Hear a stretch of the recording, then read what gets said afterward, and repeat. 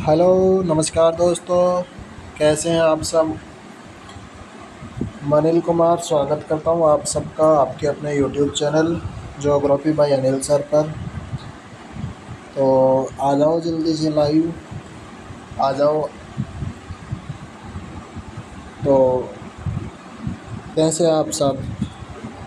एकदम मस्त। चलो तो बढ़ते हैं आज की क्वेश्चन पर। जो अपने क्वेश्चन की जो सीरीज़ रहने वाली है वो रहने वाली है वन लाइनर प्रश्न। वो रहने वाले क्या, वन लाइनर प्रश्न। और वन लाइनर प्रश्न भी चतुर्थ श्रेणी और जो अपना हाई कोर्ट का है उसके लिए, और जो 53,000 की भर्ती है उसके लिए, या और जो भी राजस्थान पुलिस का पेपर है 4 दिन बाद में वीडियो भर्ती के लिए। तो करते हैं शुरुआत आज के अपने पहले क्वेश्चन की। पहला क्वेश्चन है मतलब कि अपन पहाड़ियों के बारे में पढ़ने वाले हैं। राजस्थान की वर्तमान की जो पहाड़ियाँ हैं वो कौन कौन से ज़िलों में स्थित हैं। अब बात करते हैं त्रिकुट पहाड़ी की। तो त्रिकुट पहाड़ी अपनी जो स्थित है वो है जैसलमेर में। त्रिकुट पहाड़ी स्थित है जैसलमेर में। हल्देश्वर पहाड़ी है सिवाना बालोतरा में। जो बालोतरा अभी अपना नया ज़िला बना है। बालोतरा क्या बना है? नया ज़िला। छप्पन की पहाड़ियाँ सिवाना में हैं। अब आपको कमेंट करके बताना है कि छप्पन का मैदान कहाँ है। छप्पन का मैदान कहाँ है? सुंदा पहाड़ी जो जालोर में, यहाँ राजस्थान का जो पहला रोपवे है, रोपवे पहला है, उसकी शुरुआत की गई। जसवंतपुरा की जो पहाड़ियाँ हैं वो कहाँ है? जालोर में है। तो त्रिकुट पर्वत जैसलमेर में है। हल्देश्वर सिवाना में है। छप्पन की पहाड़ियाँ सिवाना में है। फिर बात करें सुंदा पहाड़ी जालोर में है। जसवंतपुरा की पहाड़ियाँ जालोर में है। आगे है कि जो जो भाकर या जो भाकरी है वो सिरोही में है। ये तीर ढाल या कटकनुमा पहाड़ियाँ हैं। गिरवा गिरवा उदयपुर में है। तस्त्रीनुमा पहाड़ियाँ हैं। देशरो जरगा तथा रागा जो पहाड़ियाँ हैं, जरगा और रागा पहाड़ियों के मध्य स्थित है हरा भरा क्षेत्र जिसको देशरो कहा जाता है। बीछामेड़ा की पहाड़ियाँ उदयपुर में हैं, जहाँ से सोम मासी वाकल नदियों का क्या होता है? उद्गम होता है। पादरला पादरला उदयपुर में है। पादरला की पहाड़ियों से साबरमती का उद्गम होता है। कौन सी नदी का उद्गम होता है? साबरमती नदी का उद्गम होता है। तो भाकरी है सिरोही में है। गिरवा उदयपुर में है। देसरो उदयपुर में है। बीछामेड़ा की पहाड़ियाँ उदयपुर में है। फिर पादरला है अपने कहाँ? उदयपुर में। आगे है कि छप्पन पर्वत कहाँ है? वो है उदयपुर में। गोगुंदा की पहाड़ियाँ, गोगुंदा की पहाड़ियाँ आपको बताना है गोगुंदा की पहाड़ियाँ कहाँ है। भंवर माता की पहाड़ियाँ कहाँ है? प्रतापगढ़ में। फिर आता है अगला बीजासन पहाड़ी। बीजासन भीलवाड़ा में है। मुकुंदरा की पहाड़ियाँ आती है कोटा और झालावाड़ में। मुकुंदरा की पहाड़ियाँ आती है कोटा और झालावाड़ में। और आगे आता है कुंडला की पहाड़ियाँ, वो है कोटा में। कुंडला की पहाड़ियाँ कोटा में, मुकुंदरा कोटा झालावाड़ में। फिर आती है चांदवाड़ी, झालावाड़ में है। अब कुछ एक पहाड़ियाँ मैं अब वैसे बताता हूँ आपको, जो है अपने जयपुर की पहाड़ियाँ। जो जयपुर है उस जयपुर में जो पहाड़ियाँ हैं उनके बारे में बताता हूँ। तो जैसे मैं बात करूँ बबाई, बबाई, फिर मैं बात करता हूँ बरवाड़ा, फिर मैं बात करूँ मनोहरपुरा, मनोहरपुरा, फिर बात करूँ जयगढ़, फिर बात करते हैं नाहरगढ़, नाहरगढ़। आगे है खो। अब जो इनकी ये जो खो है, खो की जो मतलब ऊंचाई की बात करूं तो वो है 920 मीटर। नाहरगढ़ की बात करते हैं तो 599 मीटर। जयगढ़ की बात करते हैं 640 मीटर। मनोहरपुरा की बात करते हैं 747 मीटर। बरवाड़ा की बात करें 786, बरवाड़ा 786 मीटर। बबाई की बात करें तो 792 मीटर, 792 मीटर। अब एक, जैसे मैं बबाई लिखा हूँ ठीक वैसे ही एक आता है बाबाई। बाबाई जयपुर में है, और जो बाबाई है वो बाबाई है कहाँ, बाबाई अपना कहाँ है, झुंझुनू में। बाबाई जयपुर में और बाबाई झुंझुनू में। तो इनका थोड़ा सा आपको क्या करना है, ध्यान रखें। तो ये मुख्य जयपुर की क्या है, चोटियाँ हैं। जैसे बात करूँ बबाई की, बरवाड़ा की, मनोहरपुरा की, जयगढ़ की, नाहरगढ़ की, खो की। चलते हैं आगे, और वो है अपना संथूर चोटी। संथूर चोटी है कहाँ, बूंदी में। हॉर्स शू मतलब घोड़े के आकार की जो नाल की पहाड़ियाँ हैं वो शाहाबाद बारा में, वो कहाँ है, बारा में। बांसदरा की पहाड़ियाँ सजनगढ़ में, और सजनगढ़ है उदयपुर में। और इसी सजनगढ़ या बांसदरा की पहाड़ियों पर ही उदयपुर का सजनगढ़ दुर्ग जो है स्थित है। अगला है रंगीन पहाड़ियाँ, रणथंभौर में है। त्रिकुट पर्वत है जो करौली में है, त्रिकुट पर्वत है करौली में। नैना पहाड़ियाँ हैं बयाना में, नैना पहाड़ियाँ कहाँ है, बयाना में। आगे है छटकी पर्वत, बयाना में, ये इतना इम्पोर्टेंट नहीं। उदयनाथ की पहाड़ियाँ अलवर में हैं। बैराट की पहाड़ियाँ कोटपुतली में। शारण की पहाड़ियाँ पाली में। ये जो आजकल बैराट की पहाड़ियाँ, ये थोड़ा सा आगे इम्पोर्टेंट हो जाता है, क्योंकि कोटपुतली जो पहले ये बैराट की पहाड़ियाँ जयपुर का हिस्सा हुआ करती थी, लेकिन अब जैसे ही नया ज़िले का गठन हुआ तो ये कोटपुतली बैरोड में चली गई। ईगल की पहाड़ियाँ जयपुर में है। काली खोह है जयपुर से आगरा तक की में स्थित है। तो अब कुछ एक पहाड़ियाँ मैं और बता देता हूँ आपको। जैसे मैं बात करता हूँ बैराट की, तो जो बैराट की पहाड़ी है, बैराट की पहाड़ी की ऊंचाई की मैं यदि बात करता हूँ तो इसे बैराट की जो पहाड़ी है उसकी ऊंचाई है 704 मीटर। और जैसे मैं बात करूँ काकनबाड़ी की, तो जो काकनबाड़ी है वो काकनबाड़ी की है 677 मीटर। फिर मैं बात करूँ बहराज की, तो बहराज है 792 मीटर। तो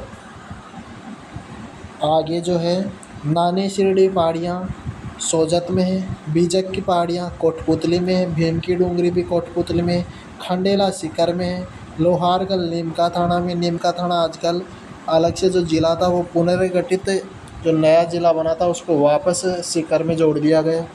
चिड़ियाटुक पहाड़ी जोधपुर में है, जिस पर मेहरानगढ़ दुर्ग बना हुआ है। जिस पर कौन सा गढ़ बना है, मेहरानगढ़। खमनोर की पहाड़ियाँ राजसमंद में है। देवगिरी दौसा में है। नेरना धुद्धू में है। ये धुद्धू भी नया ज़िला बना था, लेकिन आजकल वापस जयपुर का हिस्सा है। बिजराल की पहाड़ियाँ राजसमंद में है। तो चलते हैं आगे, वो अपना, जैसे ये जो राजस्थान की रीति रिवाज है, उन्हें राजस्थान की रीति रिवाज से पहले मैं कुछ एक पहाड़ियाँ और बता देता हूँ जो क्या है, अति महत्वपूर्ण है। तो वो है, जैसे मैं बात करूँ अचलगढ़ की पहाड़ियाँ, अचलगढ़, तो ये अचलगढ़ है सिरोही में। गुरु शिखर, गुरु शिखर ये भी कहाँ है, सिरोही में। फिर मैं बात करूँ देलवाड़ा की, तो देलवाड़ा भी कहाँ है, इसी सिरोही में स्थित है। फिर मैं शेर की बात करूँ तो शेर भी इसी में स्थित है। फिर आगे जैसे मैं बात करूँ जरगा, जरगा की तो वैसे अपन बात भी कर चुके हैं। और अभी जो 56 की पहाड़ियाँ हैं, ये 56 की पहाड़ियाँ कहाँ हैं ये आपको कमेंट करके बताना है। फिर आगे जैसे बात करें तो जो डोरा पर्वत है वो कहाँ है, डोरा कहाँ है, इसराना कहाँ है, फिर रोजा कहाँ है, फिर झाडोल कहाँ है। तो ये जो है ये चारों है जो जालोर में है। कहाँ है ये, डोरा पर्वत, इसराना, रोजा और झाडोल बागर, ये कहाँ है, उदयपुर में है। तो आगे जैसे मैं बात करूं, अब अपना जो नया टॉपिक है वो नया टॉपिक क्या है अपना, राजस्थान की रीति रिवाज। राजस्थान के क्या है रीति रिवाज। अब है इकताई। इकताई वर की, ये क्या लिख रखा है यहाँ, मतलब कुल मिला के इकताई का मतलब ये कह सकता हूँ कि जो वर और वो जो वधू के कपड़े होते हैं, जैसे वर की जो अंगरखी, कुर्ता और चूड़ीदार जो पायजामा होते हैं, सब गुलाबी रंग के कपड़े होते हैं। और जो इनकी जो माप होती है, जो इनकी जो माप होती है उस माप को बोला जाता है इकताई। ये लैंग्वेज थोड़ी सी टफ लिख रखा है इस। तो इकताई। फिर मैं बात करूँ निकासी।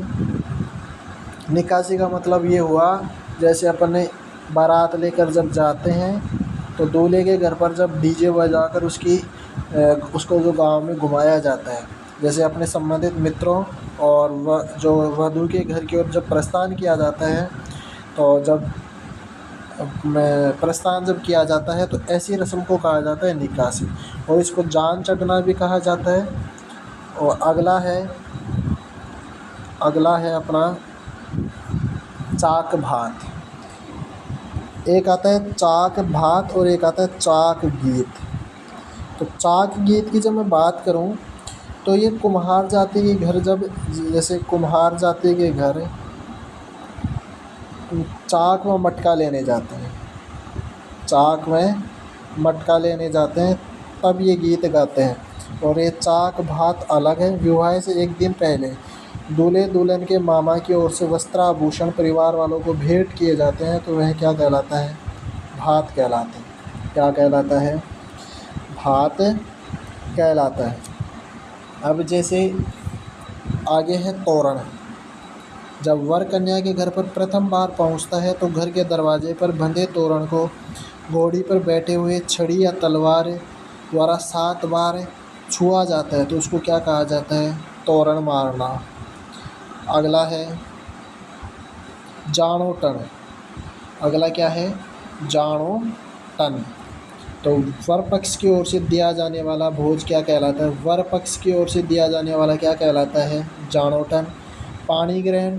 वर और वधू द्वारा मामा वर और वधू के द्वारा जो हाथों में मेहंदी रखकर जो हाथ जोड़े जाते हैं उसे हथलेवा कहते हैं। ये तो इसको पर्सन को याद तो काट दो। तो पाणी ग्रहण का मतलब होता है फेरे लेना। सीधी सी भाषा में मैं कह सकता हूँ फेरे लेना, उसको क्या कहते हैं, पाणी ग्रहण। आगे है मायरा। मायरा भी वही एक तरह से क्या है, भात है। पैरावणी है। बारात विदा करते समय प्रत्येक बाराती तथा वर वधू को शक्ति, धन, उपहार आदि दिए जाते हैं, तो उसे क्या कहते हैं, पैरावणी कहते हैं। मायरा लड़के लड़की के विवाह पर अपने माता पिता पीहर वालों को न्योता भेजती है तथा पीहर वाले आर्थिक स्थिति के अनुसार उसे जो कुछ भी देते हैं, क्या कहलाता है वो, मायरा या भात कहलाता है। आगे है ओझण। ओझण क्या है, तो ये जो ओझण है, ओझण बेटी के फेरे के बाद, मतलब बेटी के फेरे के बाद, ये जो फेरी है ये गलत है, फेरों के बाद दिया जाने वाला दहेज क्या कहलाता है, ओझण। लडार। कायस्थ जाति के विवाह में 6वें दिन वधू पक्ष की ओर से वर पक्ष को दिया जाने वाला बड़ा भोज क्या कहलाता है, लडार। एक आता है भडार। लडार इसको बोलते हैं भडार। आगे आता है हिरावणी। विवाह के दौरान दुल्हन को दिया गया कलेवा क्या कहलाता है? हिरावण। हथ बोलनी दुल्हन का प्रथम परिचय क्या कहलाता है? जब नई नई दुल्हन घर जाती है ससुराल, मतलब तो जब उसका पहली पहली बार जब उससे बोला जाता है, उसकी जब जानकारी ली जाती है तो उसको कहते हैं हथ बोलनी। अब मैं कुछ एक चीज़ें आपको बताता हूँ, जैसे सीटने क्या है? सीटने, तो सीटने बारात के स्वागत में गाए जाने वाले गीत। बारात के स्वागत में, बारात स्वागत में गाए जाने वाले गीत, गाए जाने वाले गीत क्या कहलाते हैं? सीटने कहलाते हैं। अब एक आता है जैसे फलसड़ा। ये जो मैं लिखवा रहा हूँ ये बहुत इम्पोर्टेंट क्वेश्चन है, बार बार क्वेश्चन रिपीट होते जाते हैं एग्ज़ाम में। अतिथियों के स्वागत में जब जो गीत गाए जाते हैं, फलसड़ा होते हैं अतिथियों के स्वागत के गीत, अतिथियों के स्वागत के गीत। आगे जैसे और मैं बताऊँ आपको गीत, तो जैसे मैं बात करूँ विनायक, तो विनायक की जैसे मैं बात करता हूँ तो एक गणपति स्थापना के दौरान, गणपति स्थापना के दौरान ये गीत क्या होते हैं? गाए जाते हैं। मतलब पहली पहली बार जैसे अपन कोई शुभ काम करते हैं या शादी का जब काम शुरू करते हैं तो पहला पहला जो निमंत्रण जिस देवता के लिया जाता है वो विनायक जी, गणेश जी महाराज होते हैं। तो उन जब वो गीत गाए जाते हैं तो उसे बोल दिया जाता है विनायक गीत। तो जैसे एक और आता है कामण गीत, कामण गीत। अब कामण का मतलब होता है वर और वधू को, वर या वधू को जादू टोनों से बचाने के लिए जो गीत गाए जाते हैं, जादू टोनों से बचाने के लिए जो गीत गाए जाते हैं उन्हें क्या कहा जाता है? उन्हें कहा जाता है क्या? कामण गीत। चलते हैं आगे। अब कुछ एक परीक्षा की दृष्टि से मतलब अभिलेखों की बात करते हैं, या फिर कुछ एक जो शब्दावलियाँ हैं, या मैं कह दूँ इनको भी MCQ प्लस PYQ, मतलब मल्टी क्वेश्चन और प्रीवियस ईयर के क्या है क्वेश्चन। अभिलेखों की मुख्य भाषा कौन सी थी? राजस्थान, वो थी संस्कृत भाषा। अभिलेखों के अध्ययन को क्या कहा जाता है? एपिग्राफी।